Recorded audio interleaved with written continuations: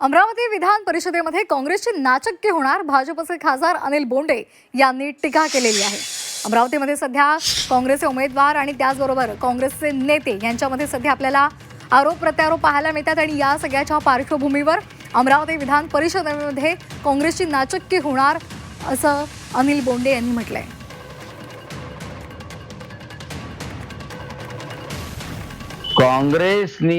काँग्रेसला हे माहित आहे की अमरावतीमध्ये प्रवीण पोटे पाटील निवडून येणार, चांगल्या मतांनी निवडून येणार आणि मागच्या वेळेला जी नाचक्की झाली त्याच्यापेक्षा जास्त नाचक्की होणार आणि त्याच्यामुळे हे सगळे प्रकार सुरू आहे। यशोमती ठाकूरांना पराभव समोर दिसतोय।